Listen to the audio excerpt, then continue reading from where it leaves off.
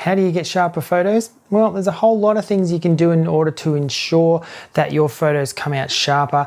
So welcome to part 2 of my series on how to get sharper photos. This is all about the reciprocal rule, so don't go away.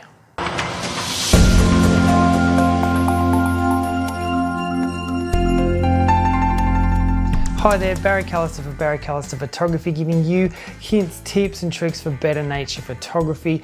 Here on my channel I do gear reviews, camera tutorials, Lightroom and Photoshop tutorials, all aimed at helping you take better photos of nature. So if you're into that kind of stuff, consider subscribing. Let's jump straight into this video on the reciprocal rule. So what is the reciprocal rule? Well, it states that in order for you to hand hold a shot successfully and have no camera shake, that your shutter speed needs to be the inverse of the focal length that you're shooting at.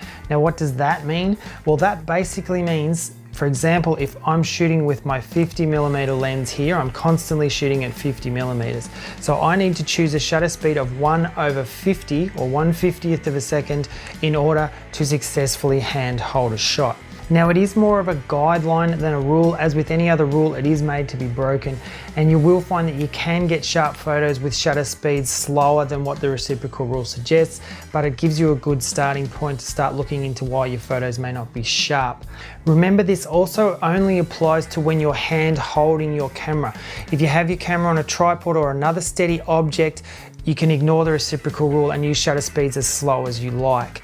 Of course, it only applies as well to when you're taking photos of subjects that are stationary or when you yourself are stationary. If you or your subject are moving, of course you're going to need faster shutter speeds. For example, if you're photographing a flying bird or a cheetah running through the African savannah, you're going to need a really fast shutter speed, so ignore the reciprocal rule in those cases. Now, keep in mind that the reciprocal rule is also affected by your camera's crop factor.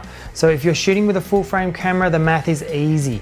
The slowest shutter speed you can successfully hand hold at is 1 over your focal length, so 1/50mm in this case, so 1/50th of a second or above.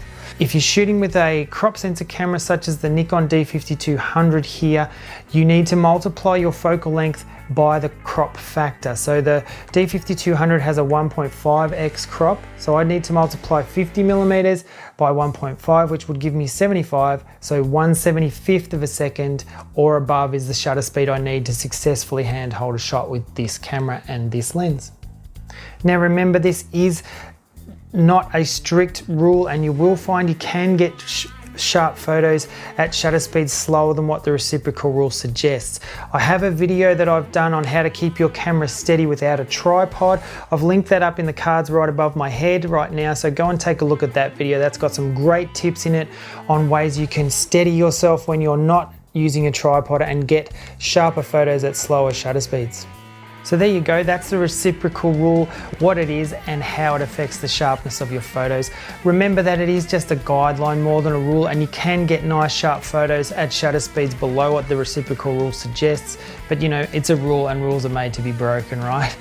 So if you liked the video, hit the like button before you go, and if you're into improving your nature photography, be sure to subscribe to my channel and ding the notification bell. Make sure you also check me out on Facebook and Instagram. I'm Barry Callister Photography on both of those platforms.